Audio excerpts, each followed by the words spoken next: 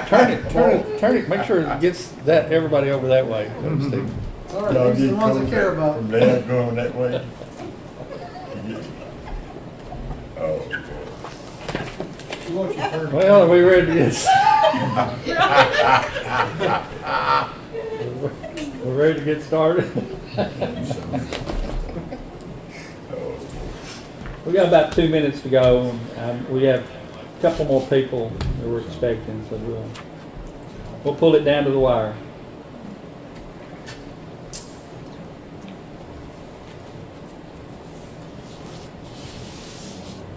Well, we do have pretty good turnout. There's one. Chris. Cell phone.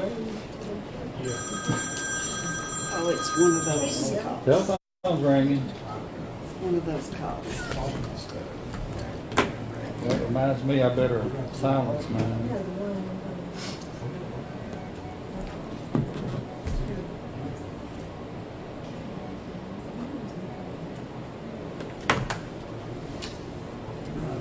What have I done with mine?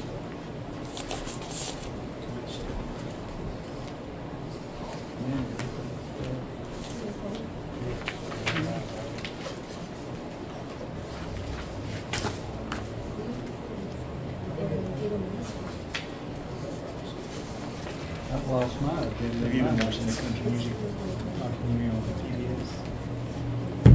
It's real good. Anyway, last night Did you they give them all mentioned out? the song "Welcome." Well, I thought I had one up here. Hand me The man one. that wrote that movie. No, Dick? Did you ever know Stockton Martin? Jalen Martin, their grandfather. Okay. Usually they were a short time, but Mr. Oliver, he needs one of those agendas. Here it is. I found it. Oh, okay, never mind. All right, y'all ready to get started? Call the meeting to order. Mr. Oliver, would you like to call the roll? I don't know if I have a role. I'll call the roll. Dwight Jewell here. Mr. Whitaker. Here. Mr. Oliver. Here. Mr. Buckmaster. Here. Mr. Dickey. Yeah. And Mr. Gully is not here yet. Amber Russell not here. Grace Thomas. Here, And the building inspector is not here. So we have three not here. You should have in front of you a copy of the agenda for tonight and the minutes from the last meeting. Look over the minutes if you haven't. I'll give you just a second to do that, see if you see anything that needs to be corrected on those.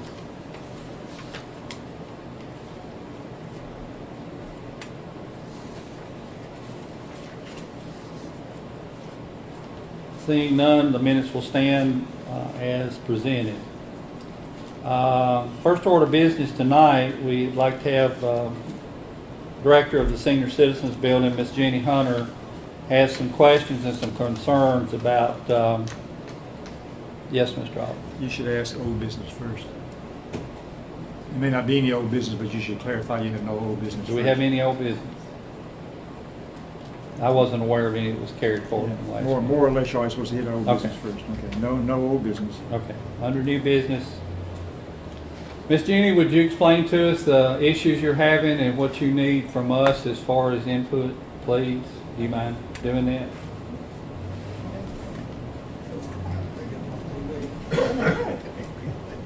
And Sidekick can help you if she needs That's to. right, sidekick.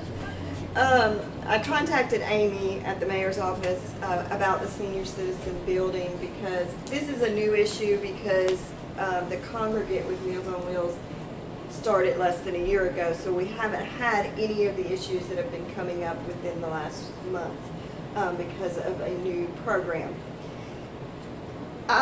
We do off-site activities where we leave with our senior clients and take the van on picnics. We have a singing group when we go to nursing homes.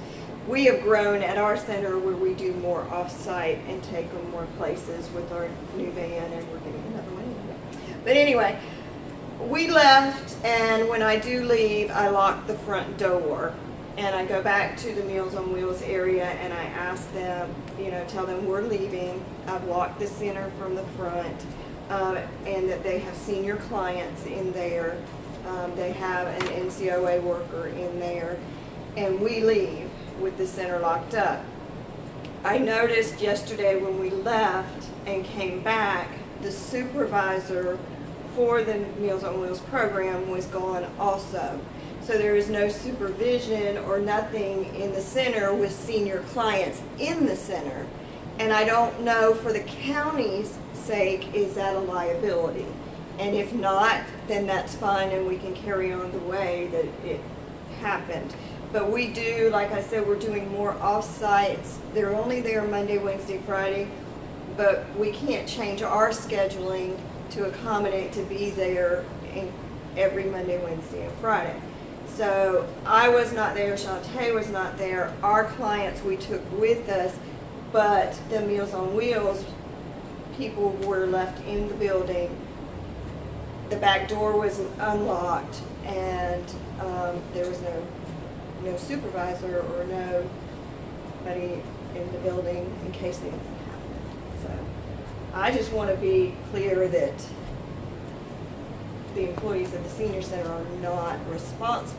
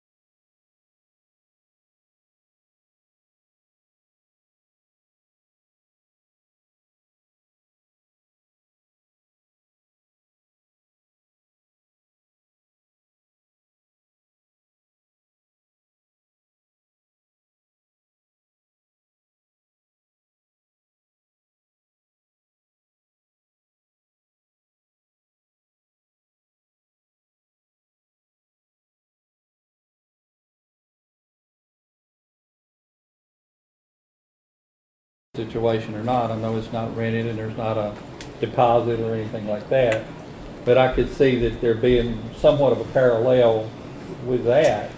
The biggest issue that I see, if you're going to leave the building, I think that you need to leave someone that's in charge, and if it's the people with Meals on Wheels or whoever, they need to be responsible enough to stay and be responsible for it. And if they're not, then I don't know, maybe they need to make other arrangements, or we need to have possibly somebody that can come in as a relief to y'all if you're both gone on a as-need, part-time, even a volunteer basis. Does anybody else have any possible suggestions on this? Now, Mr. you're open what days of the week? You're The open. center is open Monday through Friday. That's what I thought, okay. Meals on Wheels is Monday, Wednesday, and Friday. It's not the Meals on Wheels as much as it's the congregate Well, where that's they're with, feeding that's people. with the Meals on Wheels. Yeah. Right, but they're doing that, but I'm saying that's been added, that's. Right, right. That's been added in less than a year. And quite a few people are availing themselves of that, I think. Mr. Dick. What happened, if you ain't got nobody supervisor or responsible for the building, it look like you have a security lock. I mean, a combination lock. That way, who's responsible, when they leave, the door automatic locks. Well, it will. It's not so much that the door, it's that there are other people in there other than them, Mhm. senior citizens, that if they have a medical issue, or they fall, or they get hurt, who's in charge? Who is to take charge? That, am I understanding that is the biggest question? That's what I think.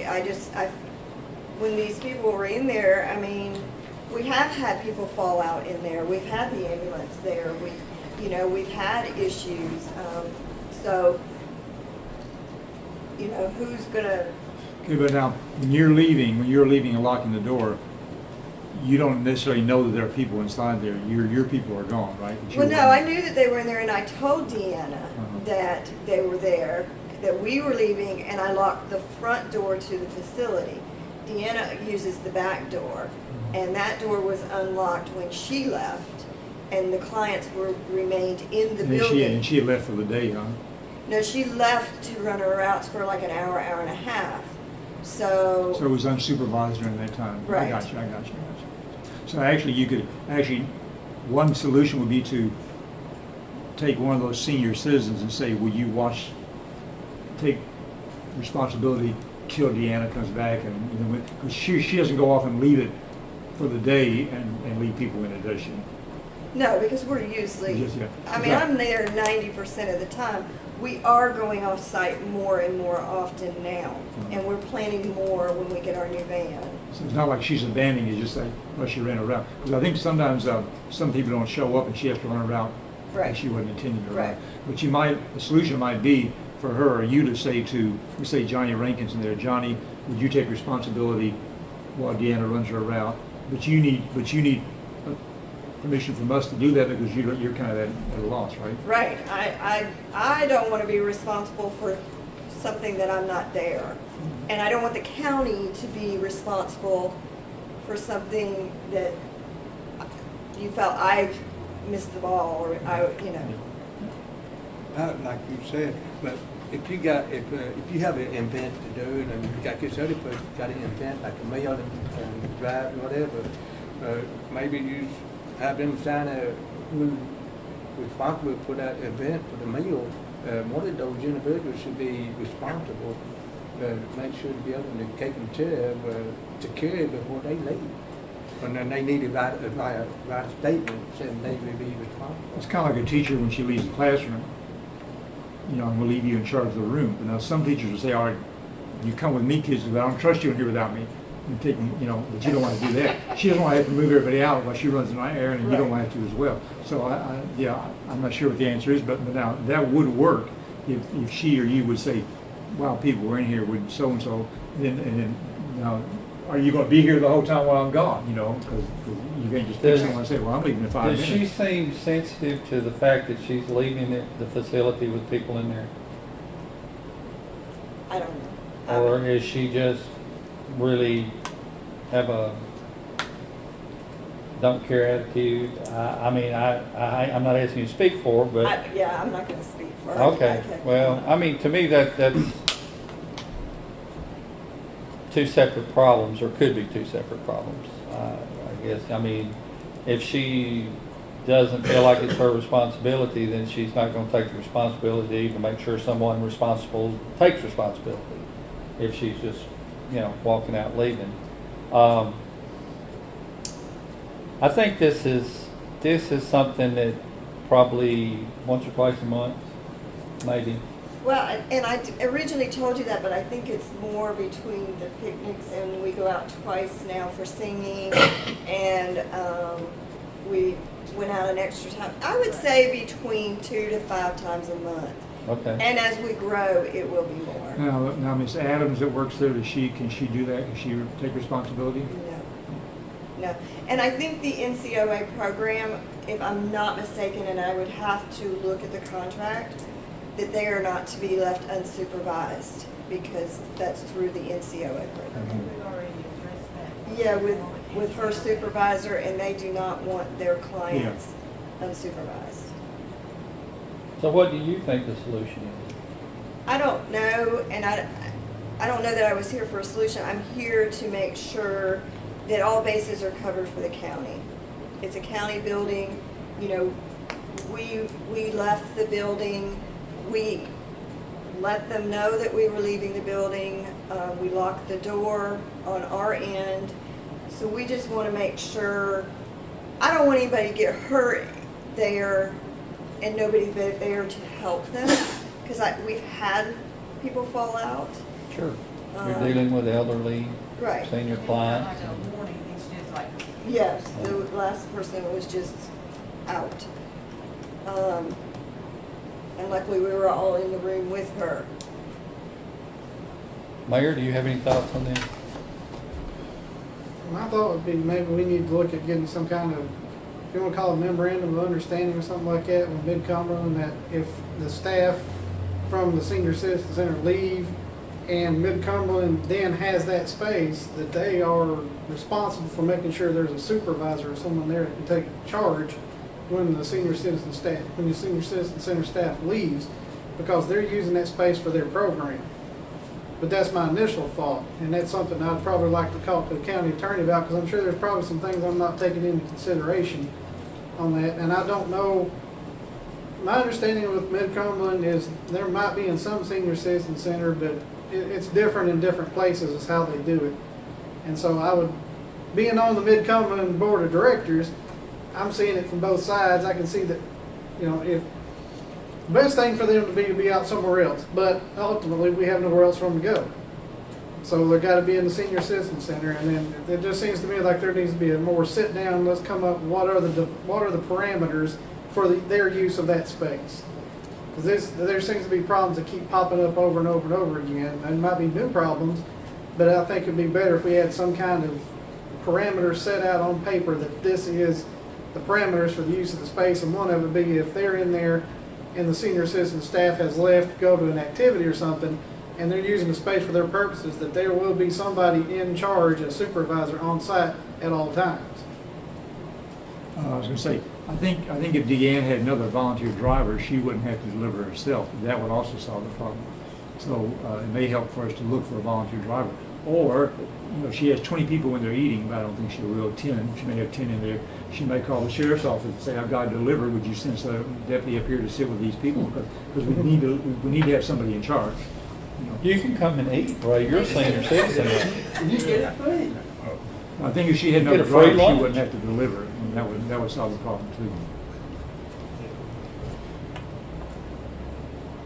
Think that would work? Start there and try to check with the county attorney and, Ultimately, man, they've tried to get drivers, and you know, some of them Oh, sure. volunteer and don't show up, but ultimately that's Mid-Cumberland's responsibility, not the senior citizen's responsibility. I think it's a difficult issue on both sides. I know they've got a program they're trying to run, and the senior citizens doing the same thing. I just think we need to have a set parameters that this is what your use of the space is going to entail, and when it is left to you and no one else is there, you will have a supervisor, whether it's a designated assistant or something like that, on site at all times.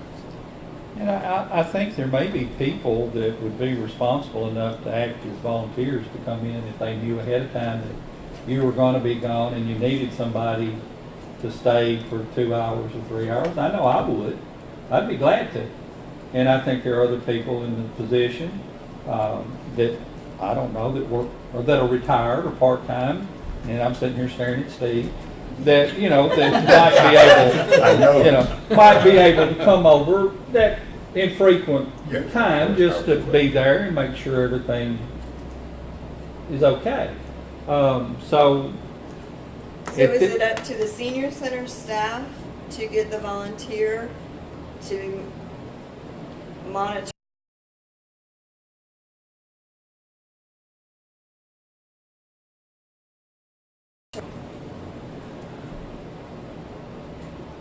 I think it could be a combination of both, actually. I think she could have people lined up that she could call on if she needs to. You could have people waiting in the wings if she drops the ball or says, I have nobody that can.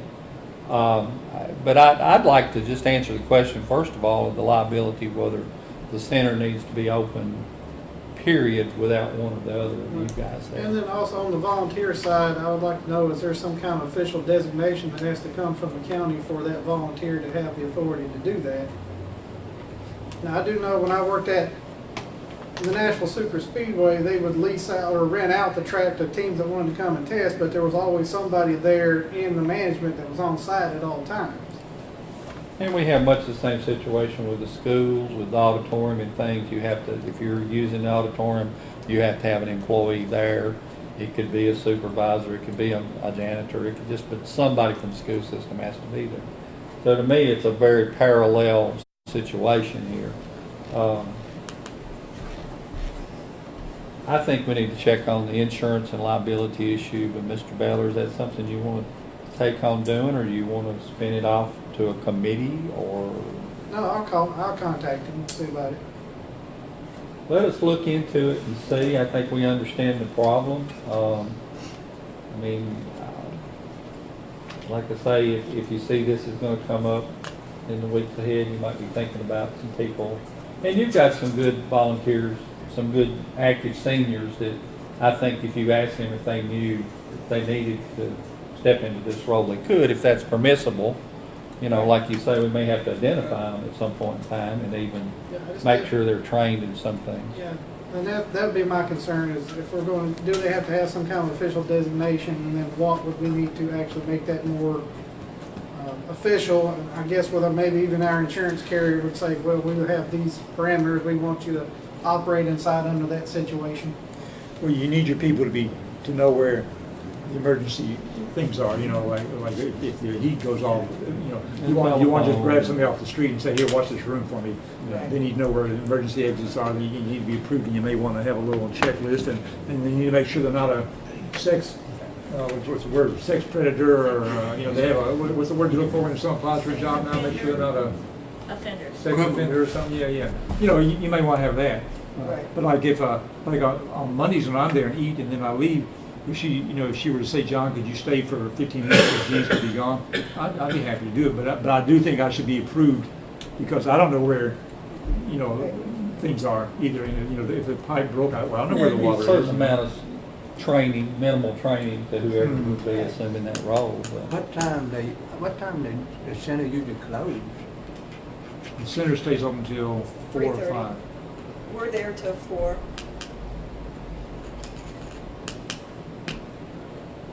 The Meals on Wheels serve lunch, and if you're over 55, you can eat there for free on Monday and Wednesday and. Friday. and it's really good. It's good. Yeah, they have good. I've been eating there. Day that works closed. Did you do community service? What?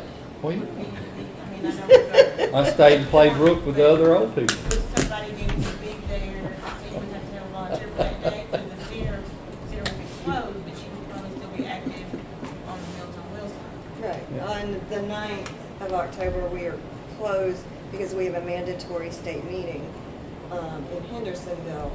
That is a Meals on Wheels day. It will say, our calendar comes out Thursday, that the center is closed. We arranged for our line dancers to go off-site and dance. We've changed the whole calendar around to accommodate everybody, but it is a Meals on Wheels day, and we won't be there at all during the day. Well, I know that they can not do the community meal because last Friday they didn't do it, right? No, they did not do it Friday. They Why? had meetings. They So, had- I mean, it's not, if you know you're gonna be gone, the center's closed, they can say, we're not doing it that day as well. Right, they send out Monday additional meals because when they have meetings, they close too. What happened if you can't find someone? What happened if the law enforcement periodical check in the evening between 4 and 5 o'clock, make sure the building's secure? Well, I guess I can't insist that they do that. That would be something they'd have to do if they were so inclined to do. They're out chasing bad guys, I'm sure, is what would be the answer there. That y'all would be out chasing bad guys who might not be available to do that. And that is a hard time. They're running traffic, they're running the school zones and things like that. It probably would be a bad time for them to man that. Would be my thinking, and I'm speaking for you, Sheriff. Yeah, we don't have time to do all that. Okay, let's check on it. We'll get back to you. Thank you. Okay? Thank you very much. Anybody have anything else on this? Let's move on. Next thing we have on their agenda is some property on Littleton Street, and we have some maps here to show you what we're talking about. And the mayor is going to talk to us about this. You're welcome.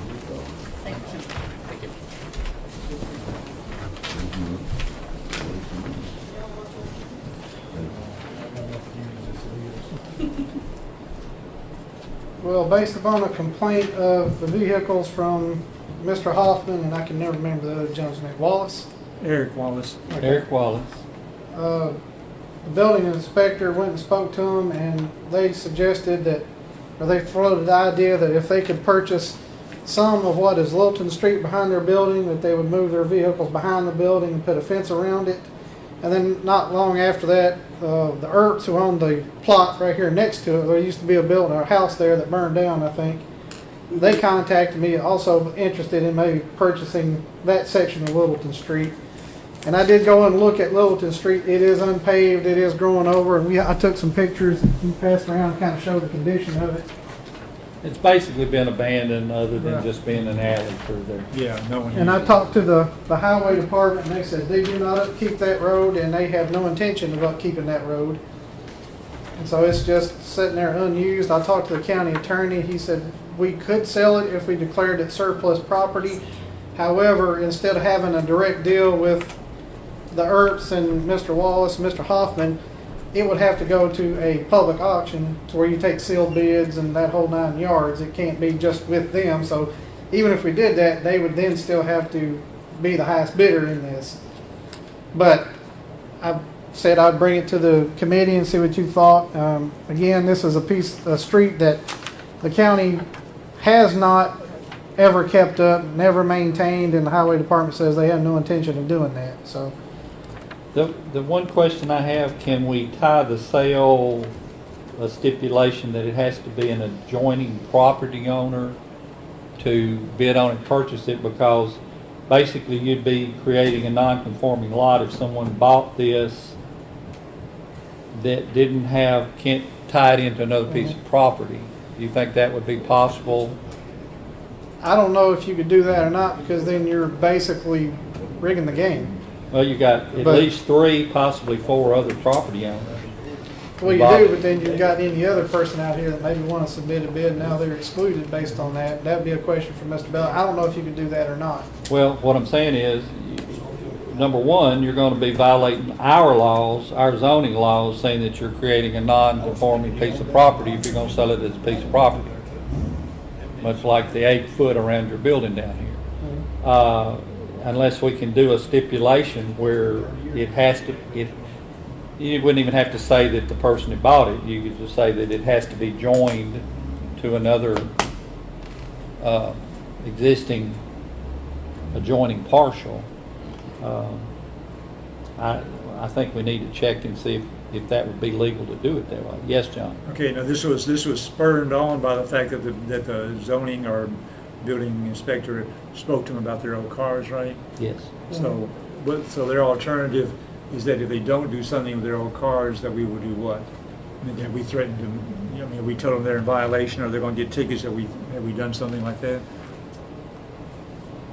That is something they started looking into. Where that's at, I don't know. You don't know. Well, my suggestion might be to just give them a 1-year lease at a time for $1 and say, if you want to make improvements to it, that's fine. But if we decide to take it back, you're going to have to remove your fence. Because I don't think they're going to spend a lot on the fence anyway. But for both cases, the church that my wife and I own up on the hill, it has a road going next to it too that the county does not maintain. And we were looking at the county, buying it from the county as well, or having the county just deed it to us because it goes right on the edge of our property. But it's not in our way either. The county keeps it. It's just that you're not doing anything with it. You have an access road that goes right by the church. And it's the same kind of thing, It's in our way. You're not doing anything with it. You're not maintaining it. We use it, but if we ever sell that property, whoever buys it might want that. So we're going to probably be talking to you about the same thing. But if you say to Dwight and Mr. Huffy. Yeah, the other gentleman. Herbs. Yeah, Herbs. Herbs. Yeah, Ronnie Herbs. Well, it's actually his daughter's Son. husband, I think. Son. That's bought it. Okay. Anyway, say we'll let you lease this $1 a year, $10 a year, $100 a year, and renew every year, and they'll give you a place to put your things in. He's not hurting a thing. Now, that might be an option. To save you. An option to lease it to. Yeah, just Instead lease of selling it. Yeah, just let's lease. No one else is going to want it or bother it, and if it doesn't work out a year from now, you always have the option of saying, no, we want that road back. We're going to put a superhighway through there.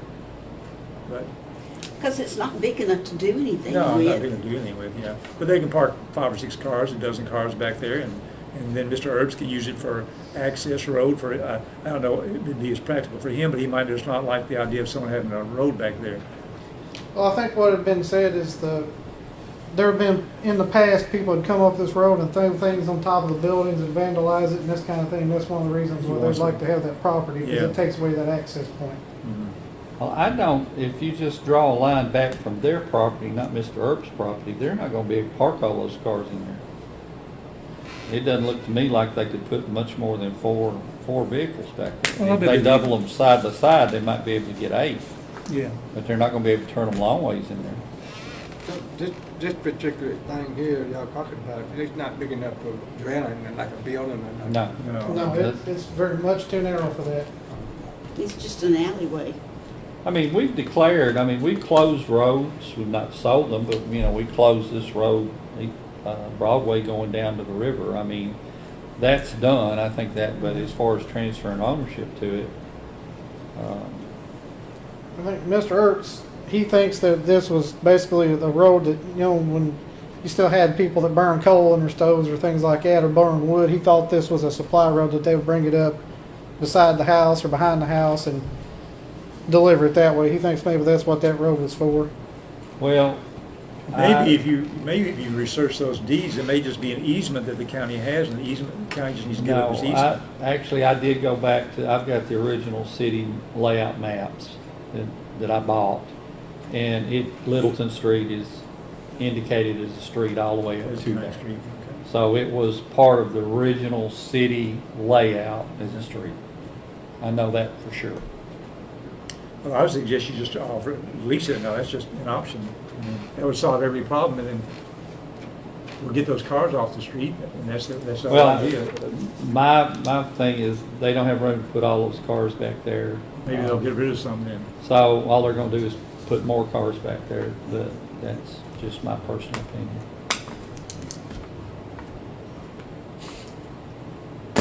Well, I make a motion that you approach them about leasing it, and that would, on both groups, and that might solve the problem. And like I say, if they want to build a fence around it, just make sure they know that if we give up on the lease, they have to take their fence away, or, they'd be losing that investment. That might solve the problem. What do you think? I'm not so sure that they couldn't lay claim to it as an adjacent property owner, that it's abandoned property. But I'm not a property law attorney, but I know. My there are way, we're making provisions. $10 a year off of it, so. Well, I'm just saying, there are, provisions for that Good sort of thing. I'm trying to make money for the county. But that's my motion. Anybody want my second to that? I do second. Okay. Repeat it, please. Motion to have the mayor speak with the property, with the two people in question about just leasing it for a token amount of money, and making sure they know that if they do anything to improve it, that's their loss if we don't renew it. But we'll probably renew it every year. It's probably not going to be a problem. But I would just say a amount that you guys can agree on. If you want to go $100 a year or $10 a year, if they're willing to buy it, they should be able to afford. They should be willing to pay the rent on it. Is that acceptable to you, Mayor? If that's what the committee votes on, that's what I'll go with. I'll And still there's- contact the county attorney on your question. Because if that don't work out, I'd still like to know the answer to your question, so if that wants to be an alternative going forward. Mm-hmm. Is there any type of city ordinance about having so many vehicles that don't run on your property? Of course. And are they, out of those parameters? Well, the argument that was presented to us before is they're antique dealers, and this is their antique business, and they're on their property, they're not on the street. And conversations I've had with, when I was in position to try to do something about it, went nowhere. I couldn't get the county attorney to tackle this issue. Well, that might be a thought. I don't know. I'm just saying, I don't know where we're at with it now. I haven't had conversations with Sam or anybody before tonight about this. Yeah. There's been a lot of complaints about it, but there's been actually more complaints about the cars parked on the street where you're pulling out of Littleton and you can't see around them to see the traffic. That's really more of an issue. And to me, that's more of a law enforcement issue than it is a codes issue. And I think the sheriff and I have went back and forth over that a lot of times too. But I assure you, you can, how to say this delicately. We have more laws on snatching cars than we do assaulting people. Is that fair assessment, Ray? Well, it's not our responsibility to go around and get cars off the street like that. We've already got through this. County attorney said it wasn't our responsibility, so I'm looking at that. So that's, there again, is it a codes issue, is it law enforcement issue? I'm not a codes officer, I'm a law enforcement officer. And that's part of our problem with derelict properties too. There's a lot of inconsistencies and vagueness about who's responsible for it. Yeah. And and so we're with that, and the mayor is working through all those ordinances and stuff to try to clarify that process. So in the future, we, like you say, you're law enforcement, not codes enforcement. And actually, we gave the zoning person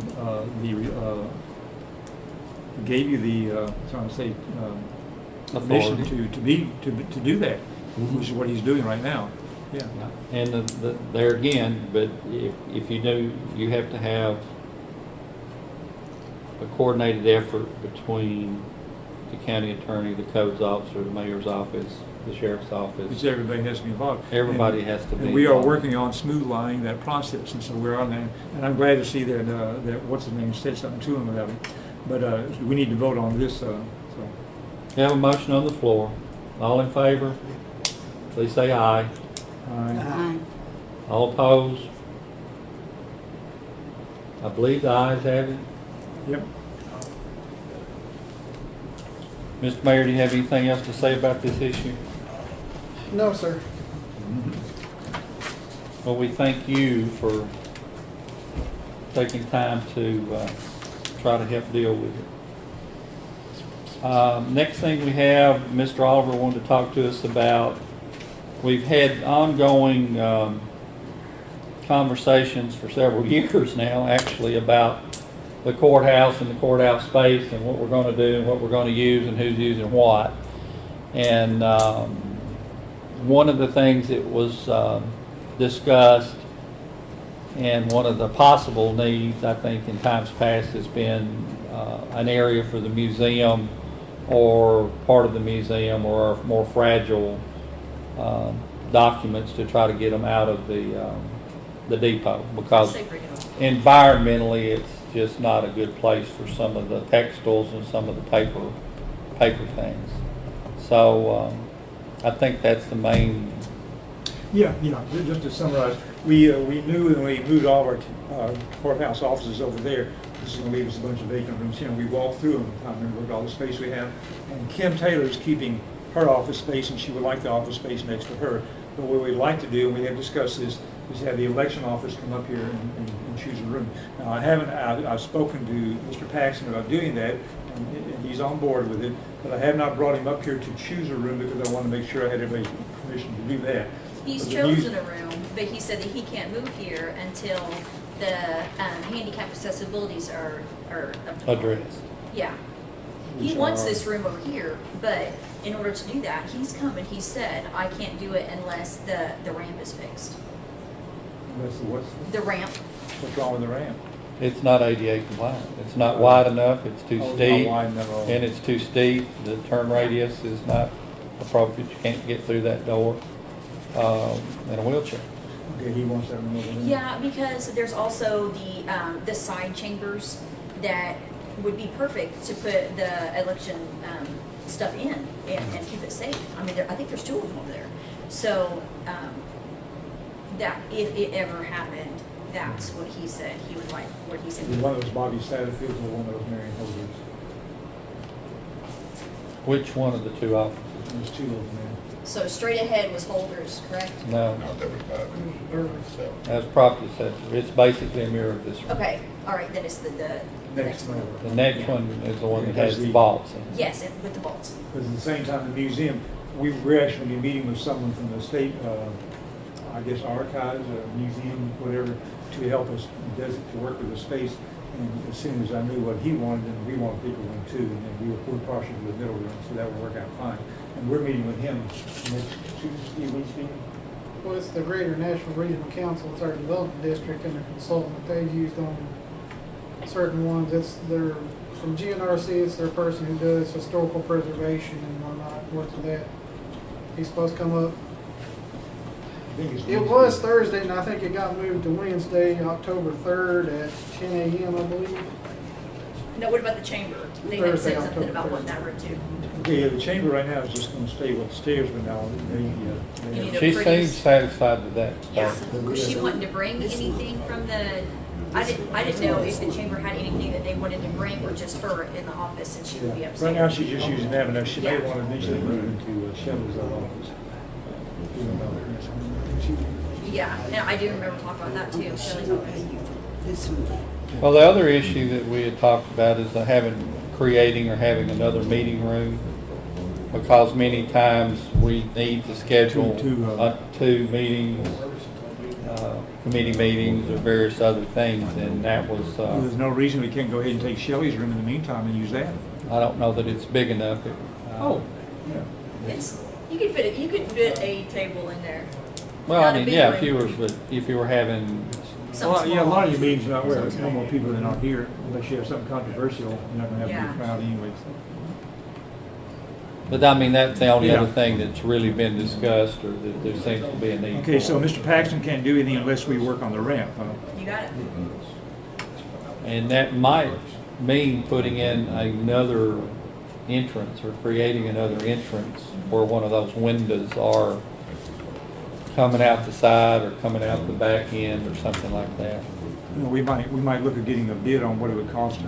But what I'm saying, it might be cheaper, Oh, to back- easier to take a window out and turn it into a door and build a new ramp and to tear that one out and try to retrofit it at the back. I don't think they That's use- all I'm saying. So that it came directly into his office. We might need to get an estimate on both of those then. We may need, well, I think best thing, get with him and let him kind of tell you what his thoughts is and what he thinks his needs would be. Okay, well, if I have y'all's permission, I will meet with Mr. Paxton to discuss that. Okay? Okay. And have we thought, or do your people know, about the storage? It's been one of my things from, how long do we store stuff? And at one point, say 20 years down the road, are we gonna have to close off more rooms for more dockets and stuff? There is a state approval list of how long you keep things, and that's what we have that at the archives. I think she's talking about the criminal records. Yeah, like, are we Oh, eventually just well, gonna I fill up think you keep this? criminal records forever. That's part of the catch right now. You keep them forever. Where do they go? To the archives. Yeah, because eventually, after so long and this room She's gets gonna fill filled that up, up. then we're gonna go on to the next stop, and then we're gonna go on to the next stop. I mean, there's gotta be somewhere that the line is drawn. The state tells us what to do, and we have no choice in Yeah, that. if we can like find out that, because I don't want one, for overuse of offices, two, for somebody who's in an office to have to move out. Because they're like, oh, well, since this office and this office was hers, we'll just chain it around and let another one be hers. Right now, she has both those rooms. She has a locker room, and then we have some. And that her, we are. yeah, her archives and her new office, they're at Justice Center. So I think there eventually comes a point in time when you're like, all right, She can, and also a lot of what she has in there now, she will go through and call, because she doesn't keep everything, but there are some, Yeah. like, I think a criminal trial case, you had to keep all the evidence forever, right? Because, I think they do that. Metro has whole buildings designed with nothing but keep. yeah, and I don't want this one to turn into that. Yeah. And so in the future, we're talking about like 15, 20 years, you may want to look into investing in another building for just their records. But for right now, this will work for a long time. Good question. This has been an issue in a lot of counties, and they have done basically an annex of some of the surrounding buildings around the courthouse and put their records and archive buildings in huge buildings that were adjacent to the courthouse. I know that's what they did in Murray County and several of the others, is they have to pick up another building. So at some point in time, that probably will be what has to happen, but right now, this space is being unused and we want to use it, so we need to use it in some way. Mr. Buckmaster? Why did all the people who had offices in here move out of here? What was the reasoning for it? Because the building was You moved everything that was related to the court over to the courtroom, and that was most of The biggest reason was not enough room, the technology, and the parking. Parking was such an issue, particularly for elderly people trying to come in and out of this building to conduct their business. It became a liability and problematic in that respect. So that was the rationale. Okay. So what have we done to correct those issues? Well, number one, we don't have every office in the county crammed into this one building, obviously. And Because you had everybody except the mayor's building right now was in here as well. that's what I'm saying. You've got probably 3 times the floor space up there that you had here. But as far as you mean to this building, well, you haven't had the need for it because you haven't had that use other than Amber's office and us using it for county commission. That's what we're trying to decide. That's when we're talking about this handicap ramp. But there were some things done to correct that issue. The new steps were put in and the handrails and things of that nature. So, there's a lot that needs to be done to this building, and that's the thing that we've had ongoing conversations about as far as windows and lighting and access and parking and all those type of things. Part of the streetscapes project, that part of that was hopefully to address some of the parking issues with auxiliary parking lots and things.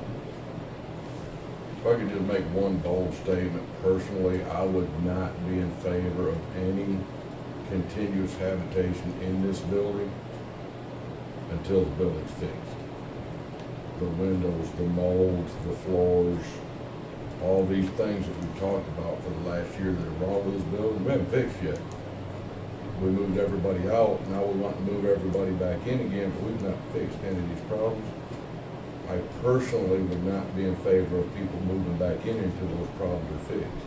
I 100% agree with you, and that's the position that I've taken since day one with this committee, that we need to, while it's empty and no one is in here, if we're going to put people in it, fix these issues. If you're not gonna fix them, don't put anybody in here. That's my personal opinion.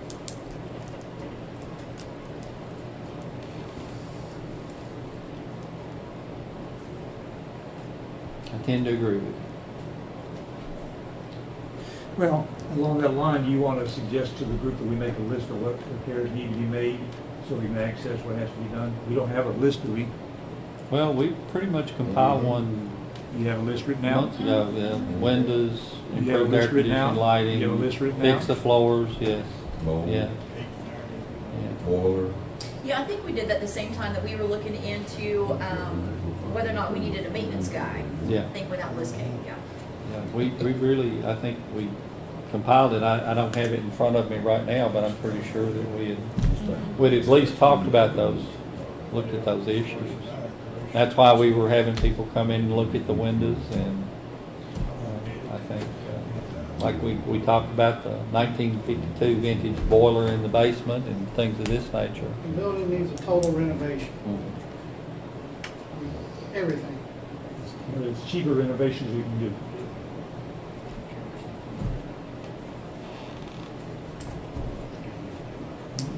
But, flip side of that is we want to maintain the building. We want to use it as the centerpiece of our downtown.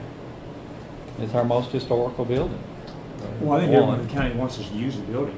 People love the building, I would love to see the museum come here. I just, Well, we know what it's going to cost to fix the windows, and the other stuff is, other than the heating and air system, is pretty much cosmetic. But, you're talking not tens of thousands of dollars, but hundreds of thousands of dollars. And we certainly weren't in the position this budget year to tackle a project like that. That's why we didn't go forward with the windows. We kicked that can down the road. And so, I remember when we first moved here, and they had lights running every one of the windows. This was nice. And they outlined the courthouse with lights. And we lived out on 141, and you could see it. Coming into town, you could see it. So And I cool. thought it was so neat. The chamber did that. We we had some problem with liability because we were using prisoners to put the lights up, right? Where's that at? When we can't put use the prisoners. Christmas lights on this building years Yeah, we ago. used to do that, and we had them up on the very tip part of this building. It's kind of dangerous. Yeah, I was gonna say some danger about putting them up. Now, you can hire someone to put them up, but if we were using prisoners and they failed, then we're liable. But now if we want to hire someone, that's different.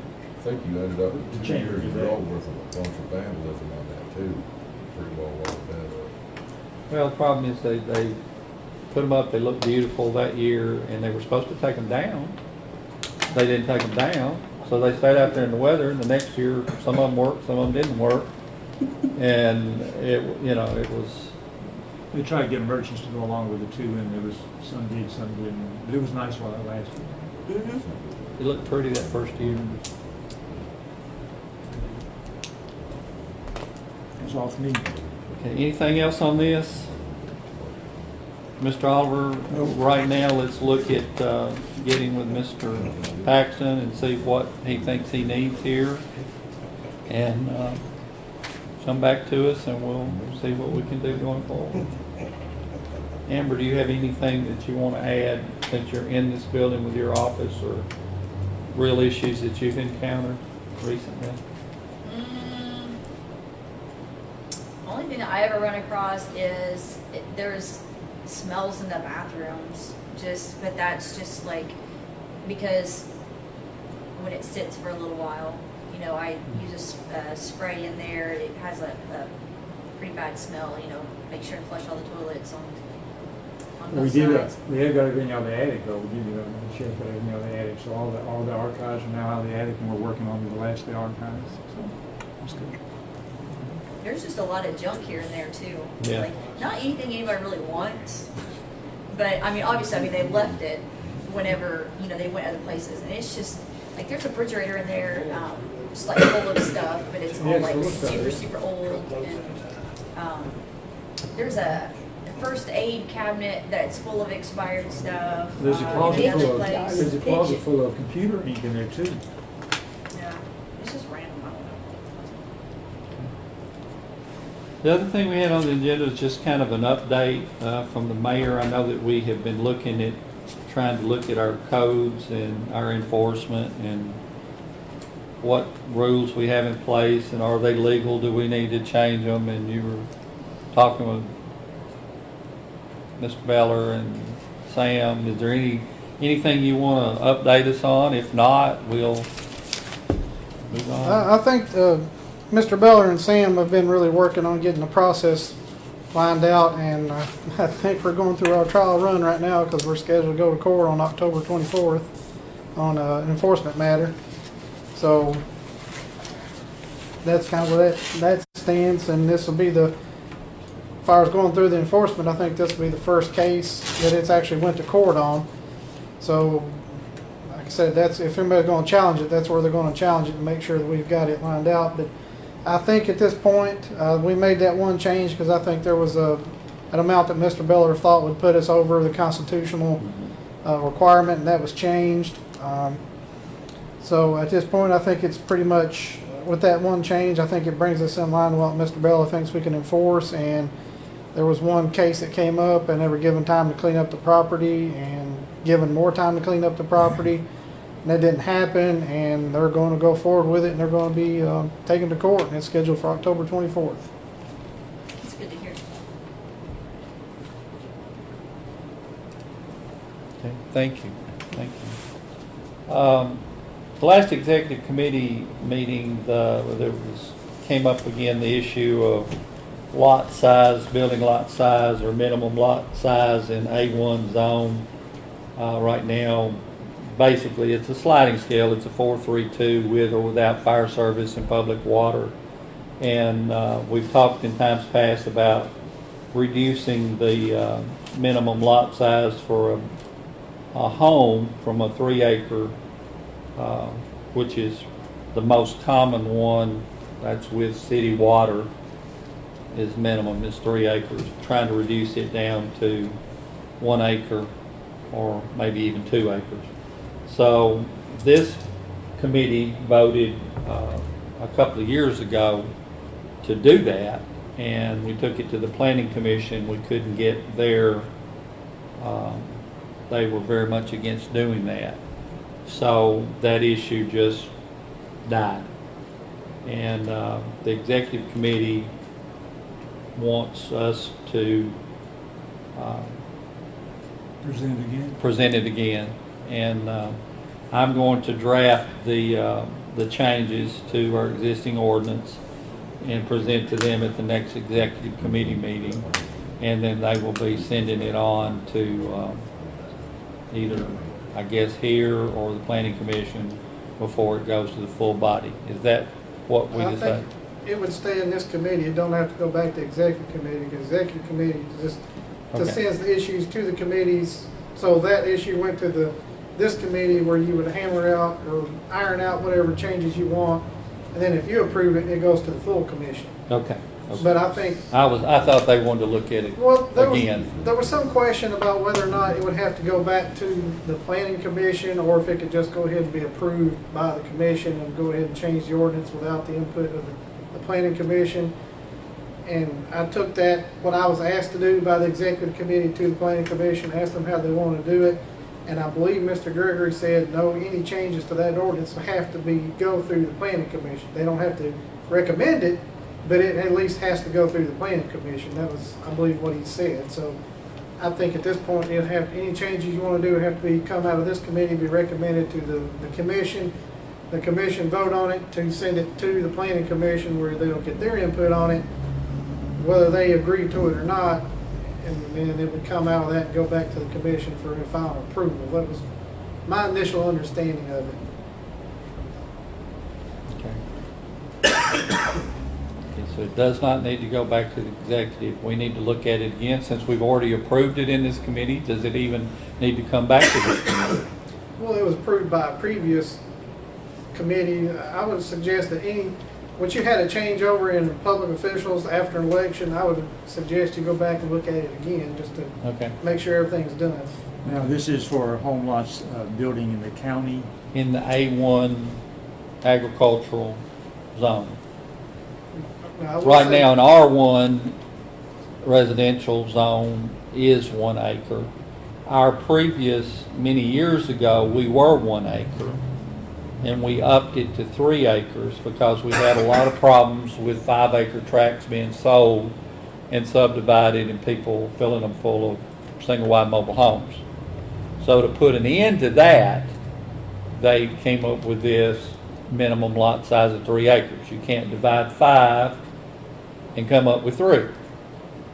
And that worked very well. What the issue now is, that is not an issue. People are not purchasing property at what property costs now to put inexpensive single wide mobile homes.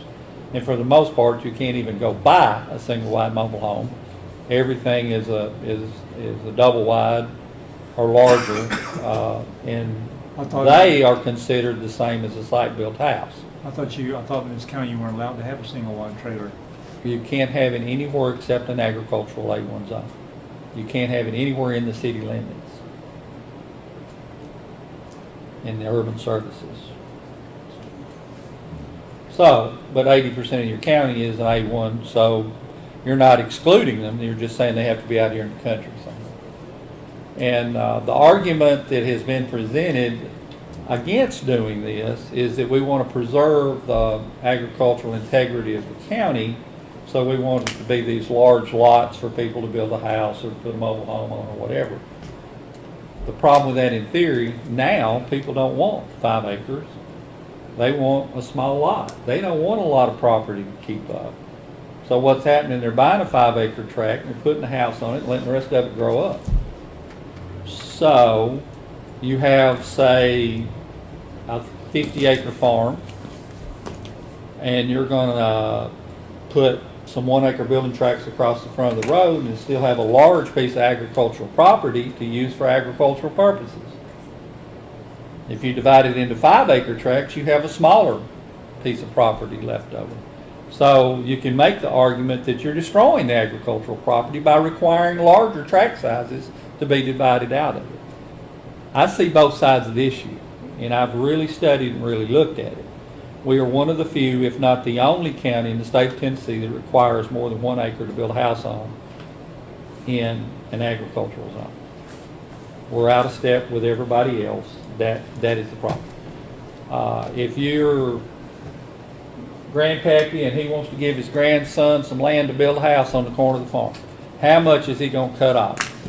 Well, I'll give him an acre of land to build a house. He don't say, well, I'm going to give him 5.1 acres of, so that's the issue. People think in terms of an acre, and an acre should be large enough, the argument is large enough to put a house on. If you can get a septic field on it, if it has water, if it has road frontage, it's not just a willy-nilly thing. I mean, there are parameters involved in it. But that's the thought process for doing it. Well, if it doesn't perk, there's 3 acres, it doesn't matter then, right? It doesn't matter whether it's an acre or 3 acres if you can't perk it. You can't build a house on it unless you get a septic site. I thought it was 5 acres, it didn't matter if it perked or not. No, it has to perk, period. Hey, just for fun, while we're talking about it, what if the reverse happens? What if you say have a half an acre even, and people put up 3-4 single wides on it, We can't do it. They can't get a building permit to do but if it's already been there for a while?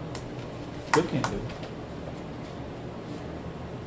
If it's a lot of record and it's a half acre that predates zoning, they would be allowed to build on it or put a mobile home if they could meet the setbacks, the current setbacks from the property line. Size would be irrelevant. So there is a grandfather clause, I guess you say, for the lots that were created prior to zoning. And that's called a lot of record. But you can't create one today and it be used for building site. And we used to get this question a lot, Yeah. I'm gonna buy, half an acre from my neighbor and I wanna build a house for my sister on. No, I'm sorry, you can't. It doesn't meet the, Well, we've got these trailers down the road from my house, and they're all together in a little clump. And sometimes they put flea market how long have they been there? before me. That's what I'm saying. They Yeah. predated Yeah. us trying to control this. I have no idea. But that's the pros, that's the cons, that's the arguments back and forth. If I've missed some of the arguments, I apologize, but I'm sorry, I misunderstood what we were trying to do. I thought I had to go back to the executive committee. So we'll get it before you guys and let y'all look at it again, see what you want to do. Yes, sir. If you've got a house in the city limits here, and that house is so old, you tear it down, can you build in that? But it gotta be the same size as No, if it's a lot of record and you can meet the setbacks, depending on how small it is, you may not, you can only use a certain amount of a lot. You can only, house can't be more than 40% of the size of the lot. You have to be so far off the road, so far from the side, things of that nature. And so there are other things that determine that. It's not strictly size. It's road frontage, it's water, it's septic, all those things play into it too. Mr. Is Buckmaster? there a tax rate difference in R1 and A1 or anything like that? It shouldn't really matter in that respect because, and I've asked Mr. Byrd that, he taxes anything, I think, 5 acres and down as a building lot. It's not taxed per acre. It's based on a unit lot as a building lot. Even if it's an Right. And I think you'd have to, because he taxed by use, what it's being used for. And he doesn't put a valuation on each individual lot based on their size. Now, the type road it's on, the configuration of it, those things come into play there. But you're looking at mass appraisal in an area.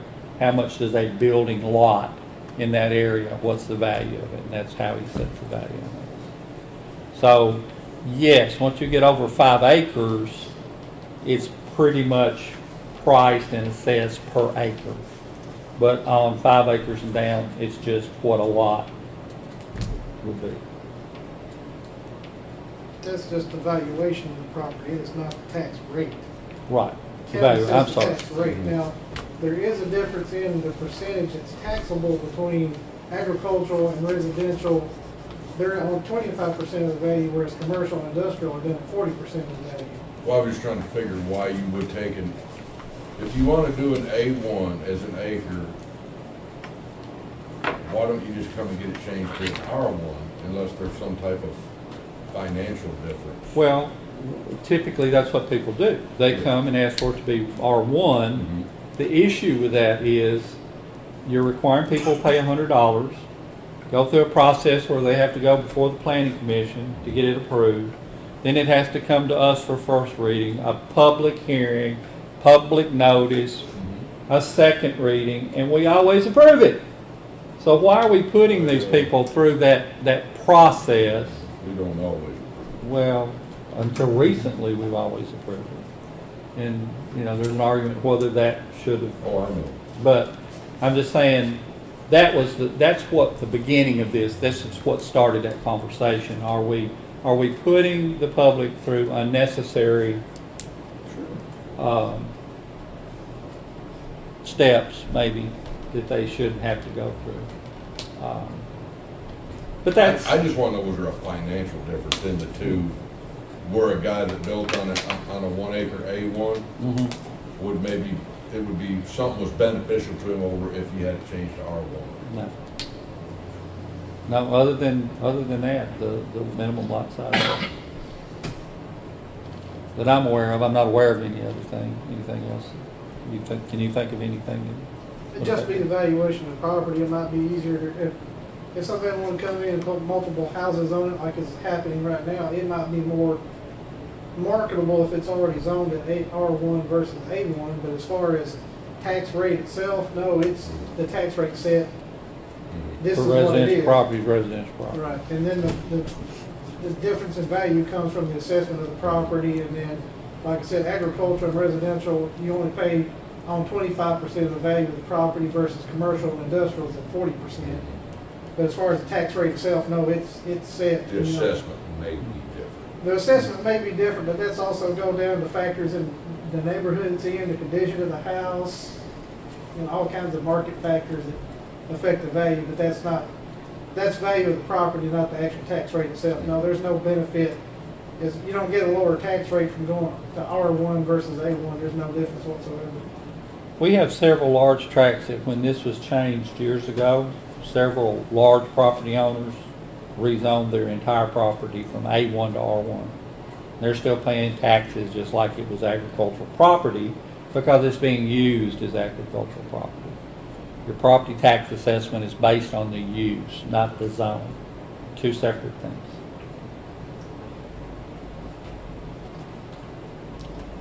Do we have anything else tonight?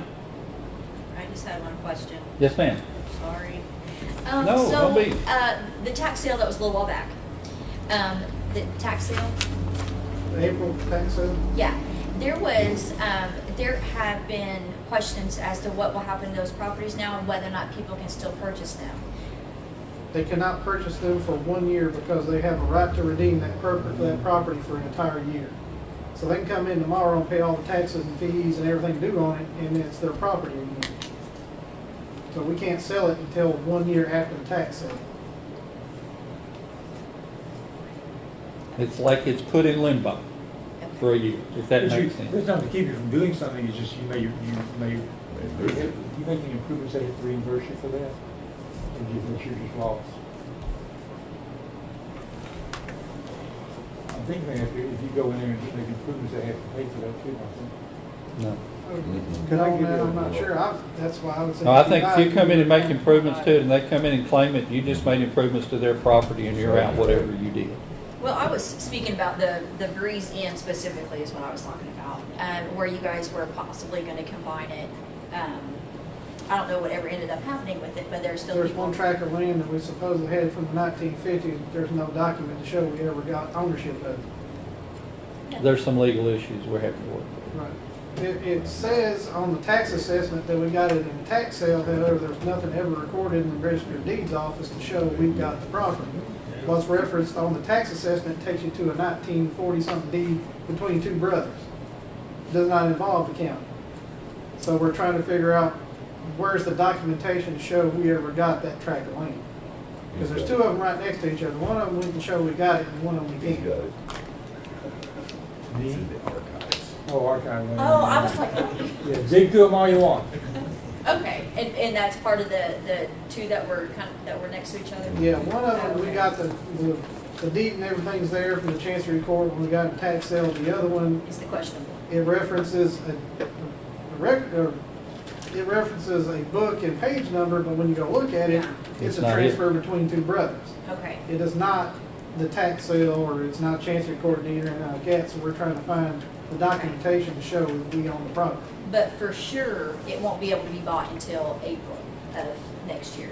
Well, that property we've had since the 1950s, so their 1 year is already gone.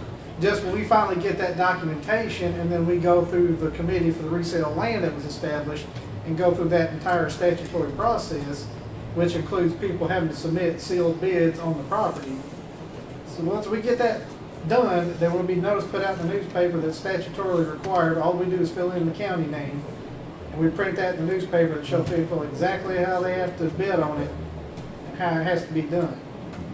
Okay. Ray, did you have anything for us tonight? No.